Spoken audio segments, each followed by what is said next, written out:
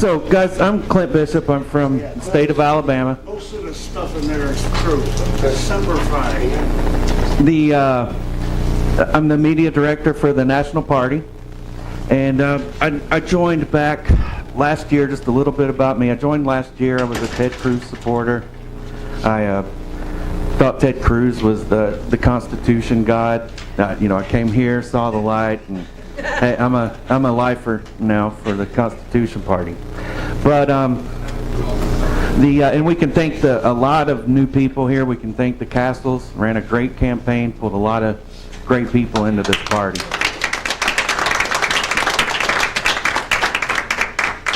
Now, Frank asked me to come back. I was in the meeting in Huntsville in December.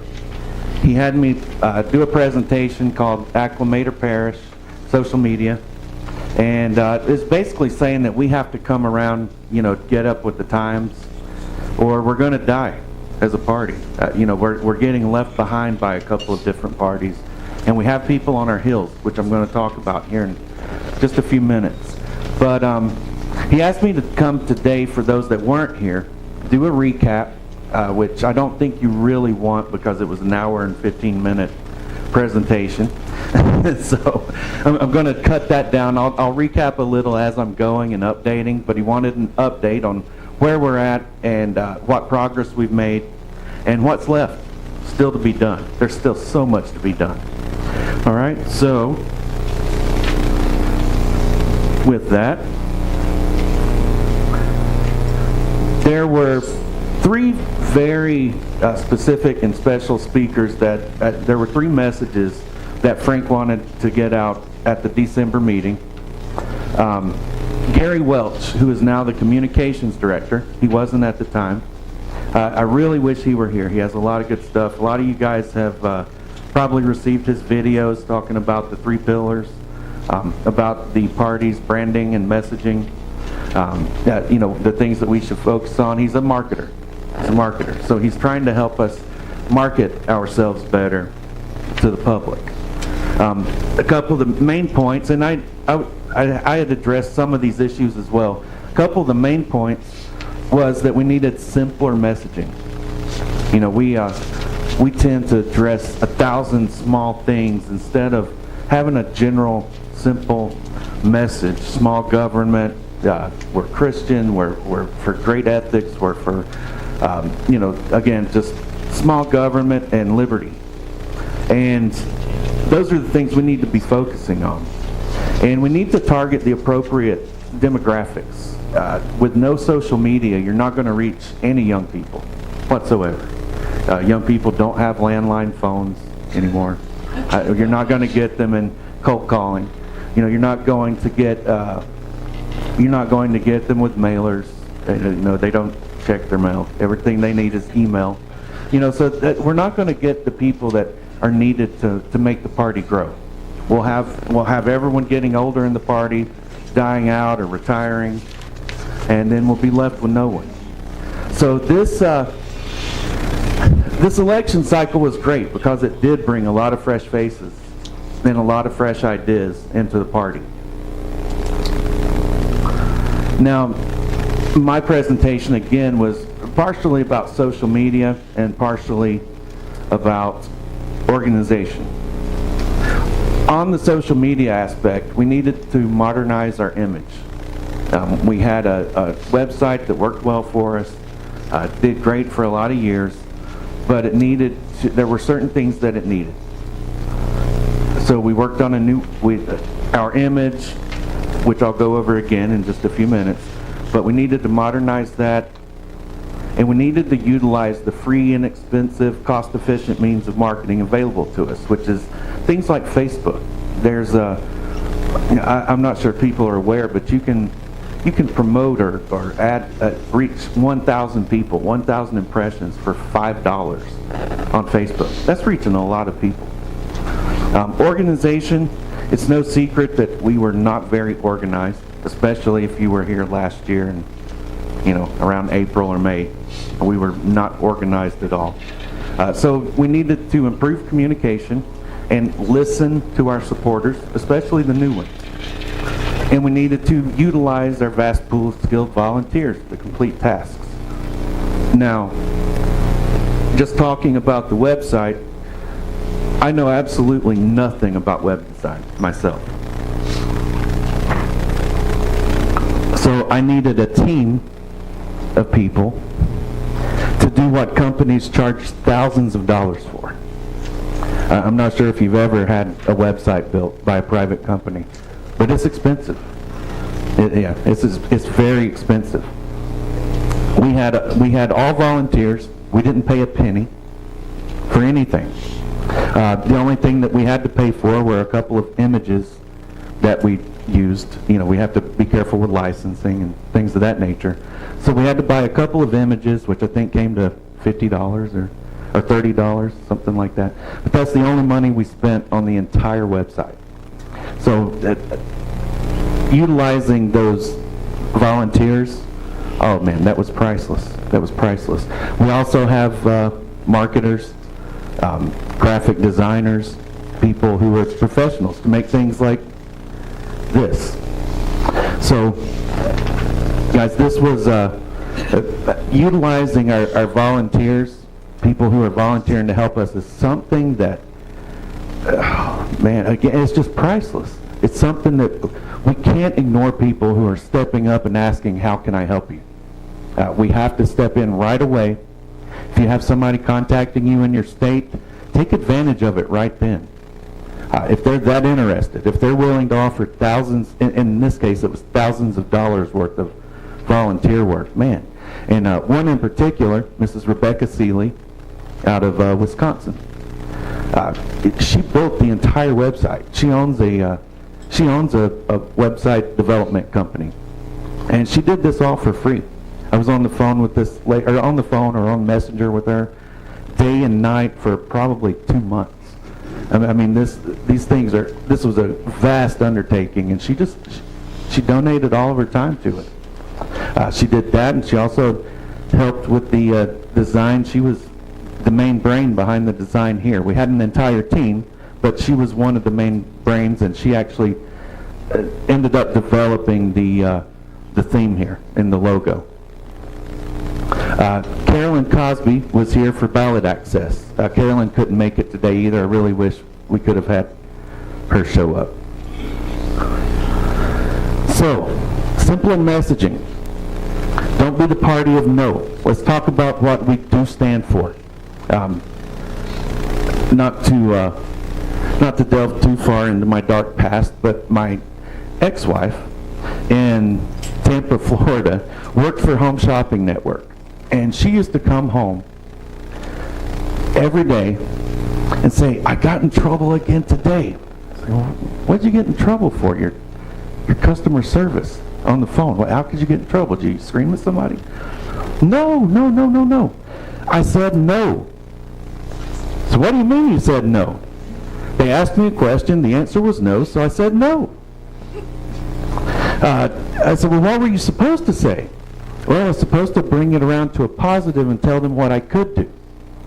And, this is something that, it sounds silly until you think about it, and you think about the psychological aspect of it. No is a negative thing. It's a negative word. If you've ever worked in customer service, you try not to ever say no. So, we didn't need to continue being the party of no, because that was the perception that people have had of us. And again, to summarize what we do stand for, focus on the positives. Use precaution and be tactful in our media interactions.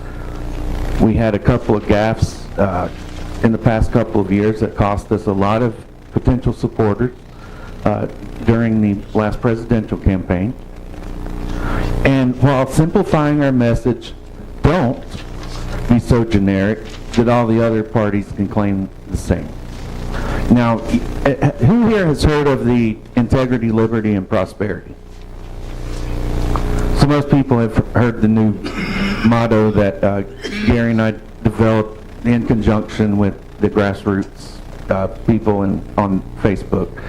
Thousands of people helped with this branding effort. And what this is, integrity, liberty, and prosperity represent our three pillars. This was the simpler messaging that we were getting to.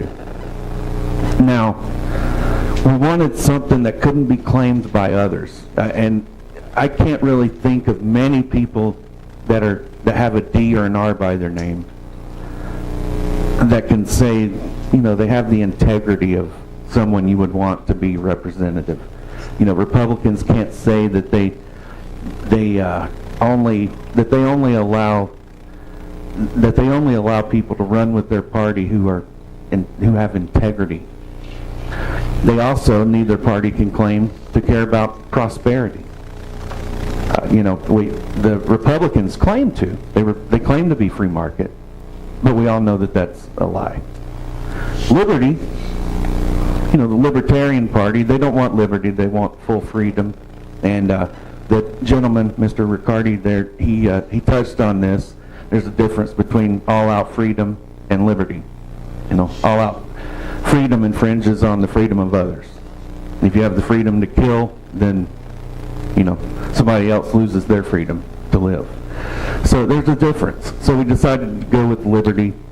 And there's really only one other party that can claim that, because we all know that the Republican Party, I think the word that he used is appropriate, they're fascist.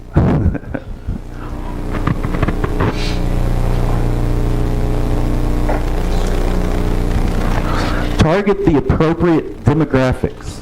And how many people read Peter Jimma's HPLS article that came in the packets? That was a great article. If you didn't get to read that, please do. We've shared it around on the Facebook social media groups. And basically what Peter said in there is that we don't need to run around trying to convert, this is how I took it, we don't need to run around trying to convert far-left Green Party liberals, you know, over to the Constitution Party. There are things that we have in common, sure, but for the most part, they're not going to come over here. They love government. His point was that we need to be targeting the people who are staying at home, getting those people energized enough to make it to the voting booth, sure, but actually to join the party and get involved. It was a great article, so please read that. But I just wanted to touch on that. Targeting the appropriate demographics is great. We don't want to avoid or push away any demographic, but we never tried to really entertain the 18 to say 35 crowd in this party before. We've never really done that. So we really wanted to target the appropriate demographics here. And that section we're going to talk about is post-millennials and millennials, or pre-millennials. We don't really know which to call it, but the people who are younger than millennials. I think you're getting into the hour. All right. So I'm a data guy. I was in business management until I got hurt, up for a good 15 years. And on the website, we have Google Analytics. And we often look at these to analyze who's looking at our site, what pages are they coming in on, what's working as far as their marketing, what pages are they leaving on. How many pages did they visit while they were in the site? How long were they looking around on the site? What age groups and what their interests were. Now, when I first accepted this after the December meeting, I had taken a quick look. In the 18 to 24 section, which is highlighted here in the blue, was way down here in second or third place as far as the age groups. If you can't see that from your seats way back there, these are split up into 10-year segments. Second place was the 45 to 54-year-olds.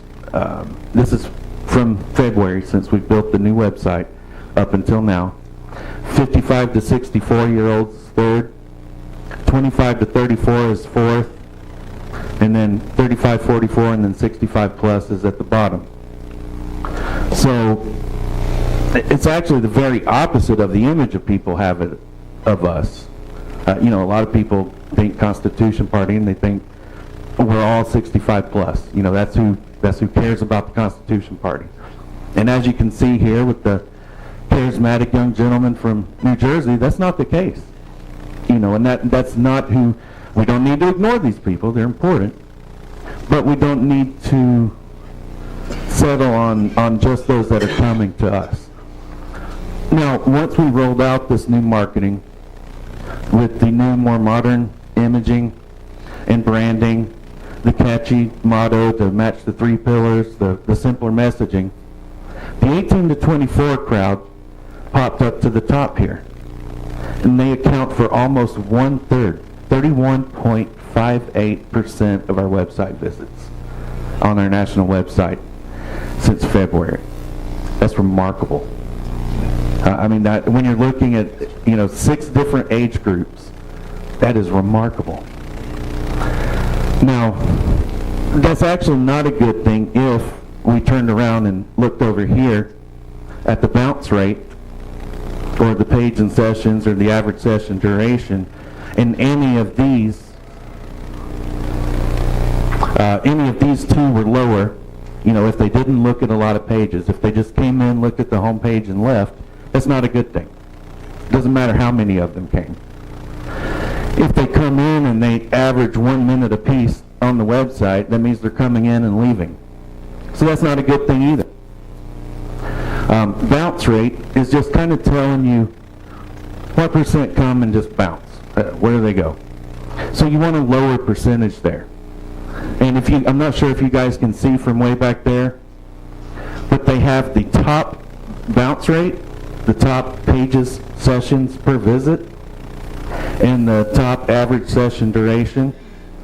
The average 18 to 24-year-old comes onto our website and stays for 3.5 minutes. That may not sound like much, but that's excellent. That's awesome. People are staying, they're reading pages. In other words, the branding, the website makeover is working. It's something that was well needed. And that's not accolades for me, by the way. There was a whole team that went into this. And in fact, if you're in our grassroots group, as many of you guys are in Facebook, we polled a lot of these things. I mean, we ask questions and take polls and take suggestions on a regular basis in there. We don't just, you know, try to run things with an elite 5 people who make all the decisions. We try to kind of involve and incorporate everybody's ideas into everything. But this is phenomenal. I don't know, again, you guys back there, in second place here, it's under 2 minutes per person, 1 minute and 56 seconds, versus 3 minutes and 38 seconds, almost double the amount of time spent on the website for the younger folks. So not only are they coming, there's more of them, and they're staying. And that's great. You know, that's phenomenal. So this is just something I wanted to show everybody. And if you have Google Analytics in your states, if you don't get it, you need it. You need to be looking at these stats. You need to see which pages are still in your website. You need to utilize your real estate on your homepage. You know, if you have a link there that's never getting clicked, you need to do something with it, especially if it's a link that you want clicked on your web page. So these things, get Google Analytics. You need it, and it's free. Right. And if you have now, we have WordPress. Forgot to go over that, but we have WordPress, and they also, if you have a WordPress account, if you're on WordPress, they also have stats that you can look at. It's basically your pages and your number of visits, who visited what page today, and that kind of thing. But those are super important. All right. Tailoring our image, modernizing. The first thing that we wanted was a modern, up-to-date, responsive website to land on. And for those who don't understand that, like I didn't back in December, that means it works on your smartphone. You pull up the website on your smartphone, and everything it's like it's made for it. Yep, everything shrinks in, everything fits just fine. You don't have to scroll right or left. You just go up and down, everything fits on the screen. We didn't have this on the old website, and everything was handwritten code. I think Karen Murray's son, brilliant kid, but we couldn't even, Rebecca, as great as she is, she got in there, she's like, wow, some of this code, wow. So, we kind of got in a hurry to get the new website up so that people like me who know nothing about these things can update things on a regular basis. Now, modern and up to date, again, we wanted it to be attractive to everyone, not just the young people. We wanted it attractive to everyone, but we wanted to make sure that the young people would find it attractive.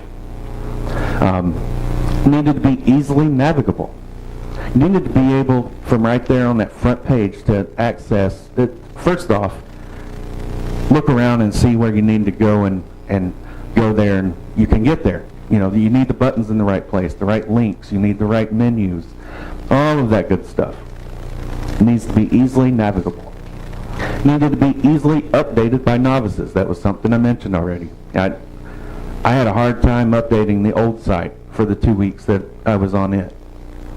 This one, it's fairly easy. You can be completely dumb like I am to this and go in there and figure out how to replace the slider image, or how to take out the St. Louis stick and set it to a dead page, to where it doesn't show up anymore. It's pretty simple, and it needed to be replicable by state parties. So we wanted a template. And this is something that we didn't have before. That way, if Wyoming wants to replicate the National Party's website, if they want to be uniform, they can do that. And it doesn't have to be exactly the same. There's freedom there to make your own state's website. But we have a template, and Miss Rebecca Seeley actually went through the trouble of making instructions from start to finish on how to download the files, how to build it. I mean, step by step. And she made sure that I could do it before we went live on the website. She made sure that I could follow the steps that she had written down, load everything, and get a website up and running. And it worked. Right now, I don't think any states have taken. People usually have contracts with whoever they're with, or anything like, or things like that. But we have at least 5 or 6 states who have the info. Me. It's just a link. It's a simple link. Just message me on Facebook, and I'll send it to you. Yep. You go to the link, and there's instructions there. You download a couple of files. One's a zip file. You go to WordPress and download the parent theme, and then follow the directions from there. Did you give us a way to do that? Yes. Write down my email, ACP Clint Bishop @gmail.com.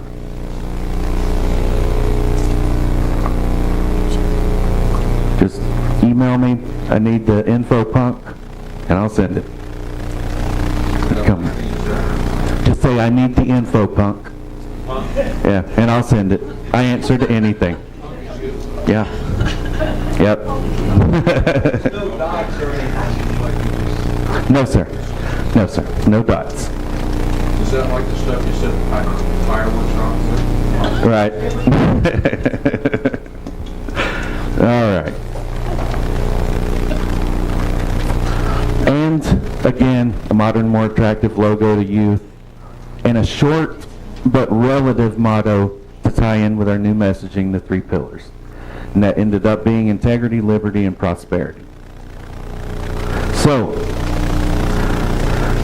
the other thing that we needed was to improve our marketing. Our marketing was just atrocious in this party.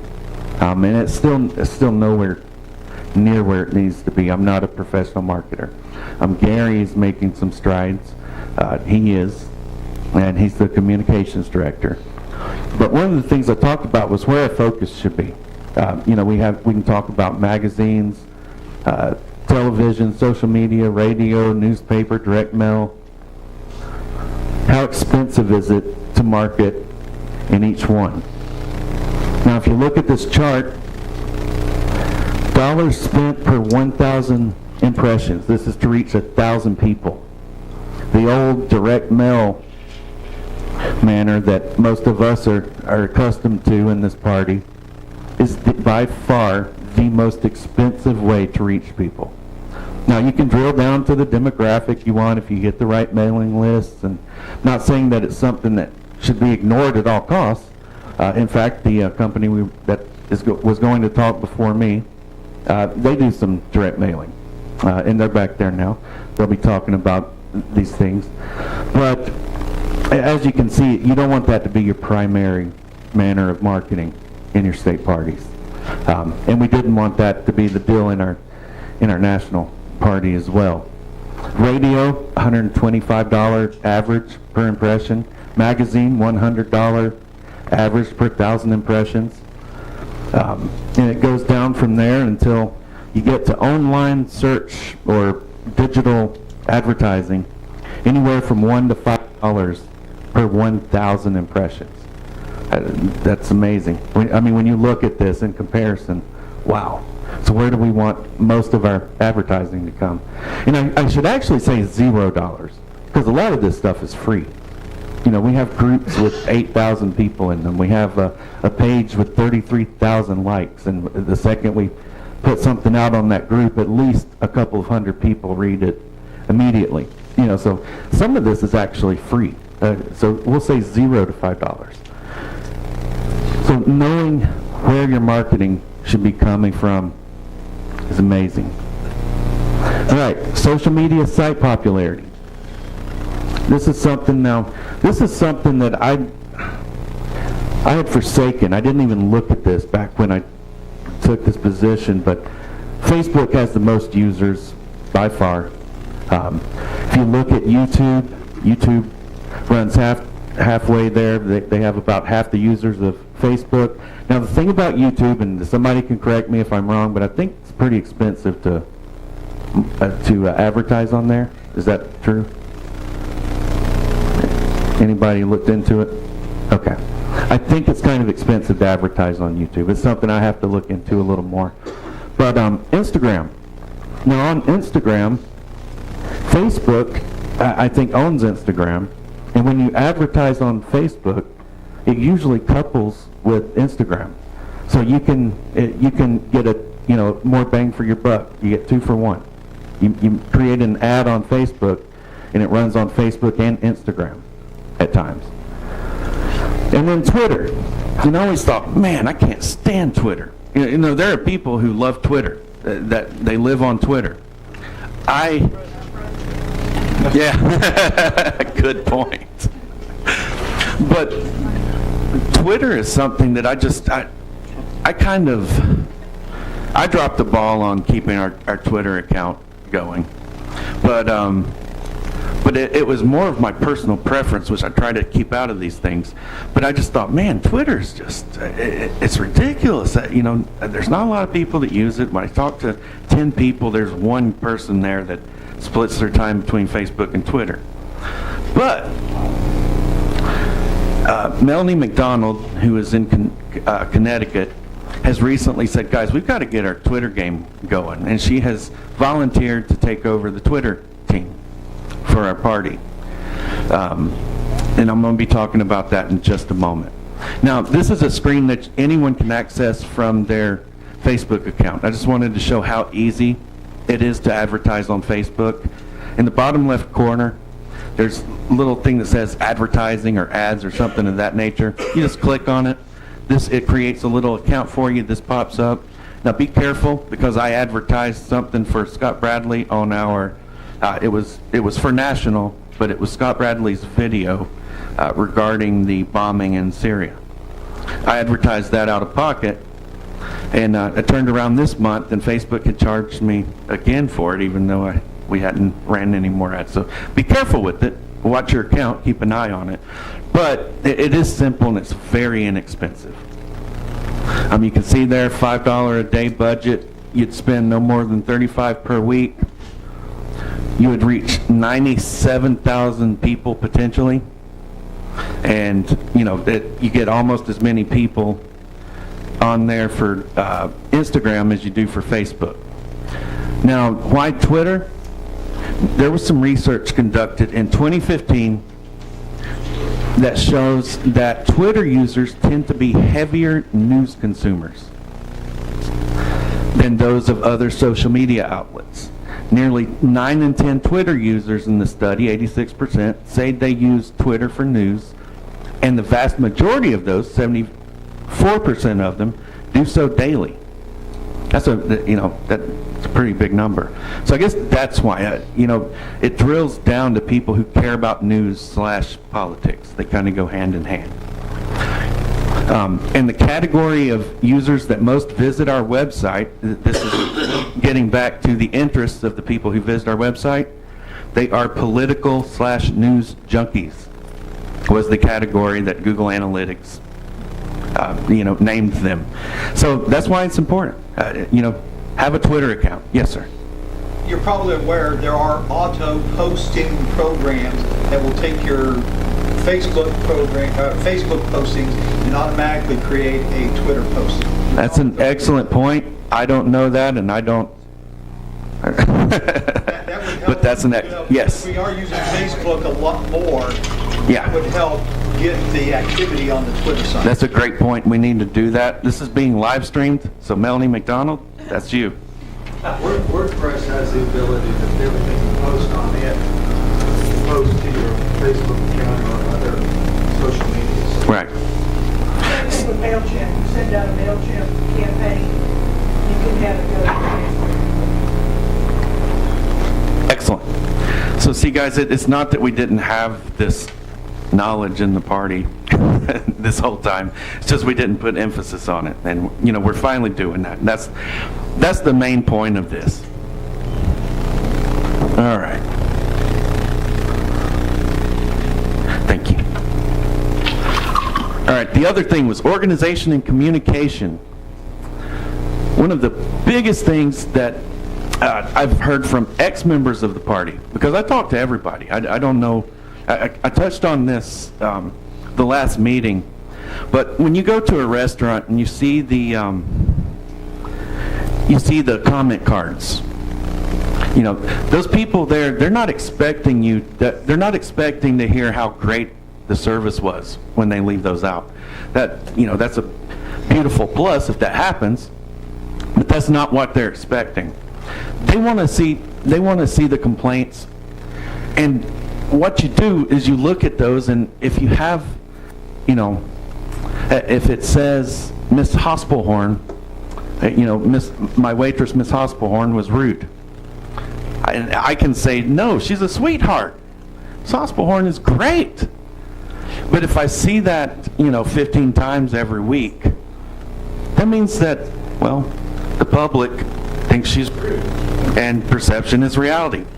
So I have to do something about that. And that's kind of why I like to listen to our detractors. Sure, there's people, the reason they can't support us is they're an anarchist, far left libertarian, and that's okay. We're going to have those. But people who fit with our party that left us for one reason or another, it's good to at least hear them out and listen to all these things. When people have ideas, we shouldn't just shut them out.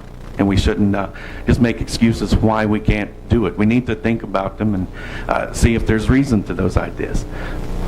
Another thing we needed was to exploit the free resources. Again, those willing to sacrifice their time and efforts for the party are paramount. Organize those skilled volunteers. That was an area where we lacked majorly. And area chairman and co-chairman should be liaisons between national and the states. When we have things that we're trying to push, like the Howard Phillips Legacy Society, we heard how important that is earlier from Jerry. We need our area chairman to be pushing that as well in their areas with their state parties. If we talk to a state party and they'd never heard of it, then their area chairman's not doing their job. So we need area chairman and co-chairman to be liaisons between national, not just trying to focus on their state alone, but focus on both. They need to be liaisons. The national needs to know what the states need, and the states need to know what national needs. Establish the organizational charts, committees, groups, teams, and execute those plans. In just a moment, you probably have a copy there. I'm going to show you what organization looks like. But poll, and brainstorm like crazy. I'm not a smart guy. I should be on a farm in Alabama somewhere right now, if I could physically do it. But when you brainstorm and you can collect ideas from a lot of other smart people who have a lot more brains than you, and you can poll those people and get ideas. Not everything, should be subject to the democratic process. That's for sure. That's why we have an executive committee who decides, what our finances are for the party and things of that nature. That's not something that should be brought to a vote. But we should listen to our people, not just the people who come to the state party meetings or to the executive committee meetings or the national committee meetings. We should be listening to everyone who's a supporter, because there are several ways to support us. And this is just one of the many ways to support us. Attending your state parties or organizing county parties, those are another way to support us.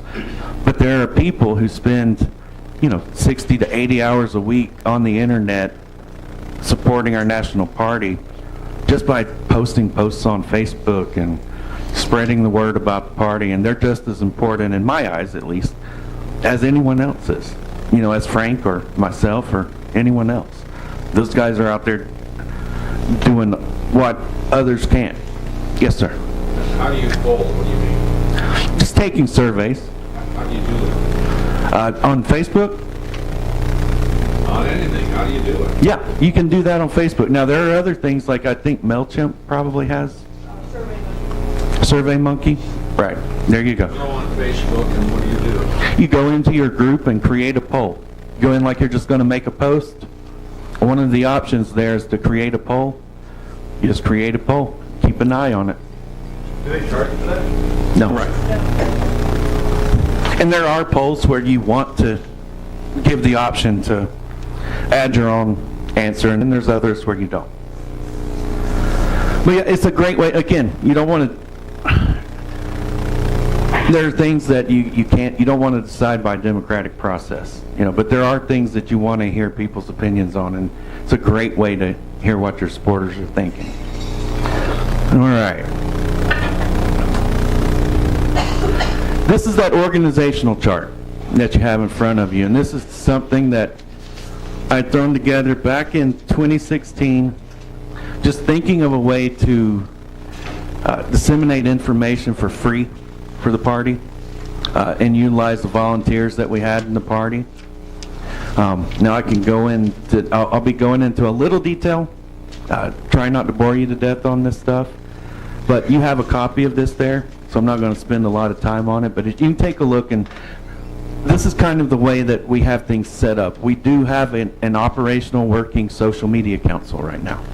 You can see it's kind of the center of everything, with the executive committee and the chairman and communications director and website committee all surrounding it, state and regional leadership surrounding it, and decisions that we make in there, they do affect the party, so we need to be tied into everything.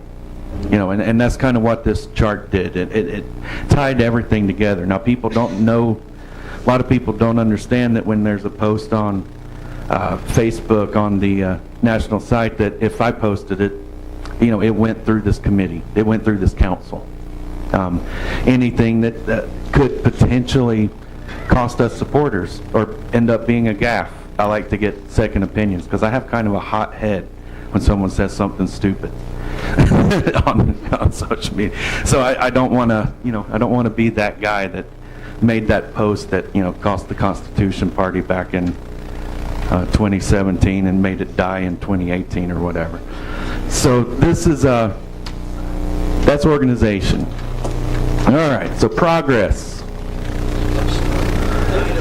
have a standard party-wide. Right, and that's a good point, actually, because during the campaign, the presidential campaign, the Castle campaign, about half of what was used against us were state party website posts. Exactly. And that was, that's just a harsh reality to it. You know, we have one person, like you said, that's out there posting, and they may not even be wrong in their post. It's just, it's not a post that was wise to present to the public as a party view or a party stance. For instance, in Illinois, we have a guy, and so we had to deal with that. And that's why I like having more sets of eyes on things. And I've actually made a post before and thought, wait, maybe I should have gotten opinion on this before I posted it, and then gone back even after the fact, you know, to make sure that it was okay. But yeah, it's great to have more than one set of eyes, because one person, what's offensive to him, you know, may not be to another, and so on. The Social Media Council. This is just to give kind of a progress report of all those things that I talked about now. Social Media Council is complete and functioning. We don't utilize it nearly enough because we aren't posting nearly enough. That's something that we're going to be working on. New branding, it's complete. Now there is a vote that needs to be made, and I think that's today, to accept or reject the new logo and the new motto or slogan for the party, or motto for the party. A new website, that's complete, and we still take, you know, recommendations into consideration. In fact, John Blazek over here made a couple just a few days ago, and it caused a couple of changes on the website that I think proved to be beneficial for the party. Coalition with the grassroots group admins. Just so we're aware, there's a group, our largest group on Facebook came from the Castle campaign. It was a Castle supporter group that, thank God, the owner of the group and myself and other admins in the group decided, hey, let's turn this into a national party grassroots group. So it isn't something, if you see posts in there that you don't like, there's a complaint department. They probably won't care about your complaint. They are not officially party, so they're probably not going to care, but they'll take it into consideration. But what they say in there doesn't represent the party, but we do support the party, kind of thing. So, and that's where most of our polling comes from as well, by the way. It's by far the most active group that we have on Facebook. Again, it's over 8,000 people. The official Constitution Party group on Facebook is 3,000 and something people. So big difference, big difference. And it's been around forever, so it's probably dead in people's notification screens or whatnot, in their notification scrolls. If you don't look at anything from a group for a little while, it goes away and they stop notifying you, kind of thing. How do you define who is in that grassroots? Anyone that doesn't, what we do in our grassroots group is look at their wall. We look at their wall, like if they have a picture of, you know, Hillary Clinton with a crown, and the person who is, who's wanting to join. Yeah, you have to ask to join. Yeah.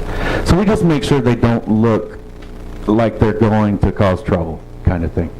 Yeah, trolls. We try to make sure they're not trolls, and then we approve them. And people get kicked out a lot, but you know, it's a place where people can go in and discuss issues, basically.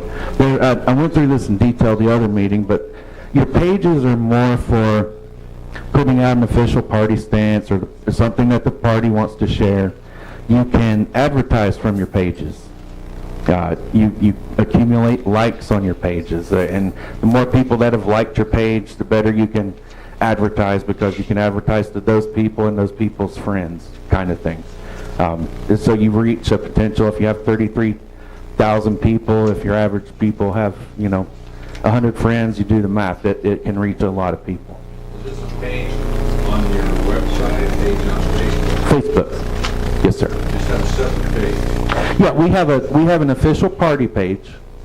Then we have an official party group, which has we have kind of different standards on what we'll post on those than what grassroots groups have. So it's understood that these grassroots people are not necessarily part of the party, Right. and so they can post things? Yeah, anyone can post things. Now, we actually have it set to where we have to approve the posts. Yeah, the moderators, the admins of the group have to approve those posts. But they're not,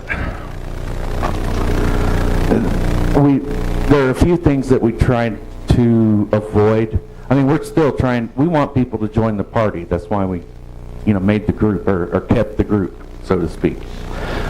So even those guys that don't have official party positions, they're staunch supporters of the party. Who are you, or who are your idiots? Okay.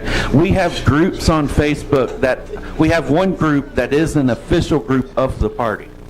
We as the party, the Constitution Party, control that group and the posts that are made in that group. All of those are approved as well. We have an official page with about 34,000 likes on it, and only a small group of people like Karen Murray and Bob Peck, myself, and a couple of others can make posts in that group. Okay. Now we have supporters who made groups. There was a group that actually began as a Mississippi County page by a Mississippi supporter. His name is Don Toulis. And when Castle campaign, when Ted Cruz dropped out, he decided to turn that into a Castle campaign within a Castle group, like a grassroots supporter group for fans of Darrell Castle, we'll say. When he did that, a lot of us that were supporting Darrell Castle at the time started inviting other people to the group, and we grew. And when Austin Peterson dropped out, we gained a lot of Austin Peterson supporters in the group, and or when he lost the primary, rather. But as time goes on, the group kept growing and growing and growing with Castle supporters. And for those who aren't aware, Darrell Castle, with the way he addressed issues, the way he addressed topics, things of that nature, he cast a broad net. He pulled in people from the Republican, kind of liberty right side of the Republican Party, like the Rand Paul type folks, all the way the Tea Party folks, the Ted Cruz folks, all the way over to the libertarian or Christian libertarians, the libertarian right or the Christian libertarians. He pulled a large chunk of those. Those were people that were supporting Austin Peterson before they dropped out. And this gave us people like me. That's not the good part, but we gained a lot of people out of this. It brought a lot of new people to the party. This grassroots group was a place for us to all coalesce. It has a wide variety of people who are now supporters, predominantly supporters of the party. Yeah. So you're trying to support. Right. Exactly. And now since the election, it has been an unofficial fan of the party group kind of thing, if that makes more sense. But it's important that us as a party, we have a coalition with these supporters, and that's what the point in this was. Let's just say for the polls that I run, and we were running these things as a grassroots group, by the way, before I ever had a position with the party. We were running polls back then, but I could just run them, let's say, in the official party group, but my reach is only 3,000 people. And most of those people, I've just noticed the activity there is a lot less than it is in the National Grassroots Group. Yes, ma'am. If one of our goals is to educate people. This would seem to be the category where we can do it best, Yes. where we're very open to whoever, Yes. right? Yes, and actually, I inherited a 4,000 member Ted Cruz group. When Ted Cruz announced that he was supporting Donald Trump, the owner got mad, gave it to me, and left. So we changed the name of that to Constitutionists for Change, and that became kind of an education group, but it's not fully operational as such yet. Have you ever tried doing, repeat what he said? Right. His question is regarding specific issues, such as pro-Second Amendment, pro-life groups, things of that nature. And if we've tried those, we actually have what's called if you look here on the chart that you have, if you'll look right here, that compatible block, volunteer outreach, you can't really see because of the colors. This was in black and white, but all of these, where it says Christian groups, pro-life, Christian right libertarian, homeschool, Tea Party, anti-Common Core, Second Amendment, all of those groups are groups that we share to. We share Constitution Party posts to. And there is a group of 120 people that help with this sharing. Now, it's not performing at the level that it should. We probably go in there once or twice a week to share a post, and we should be doing that once or twice a day. But we do reach out to those types of groups, yes.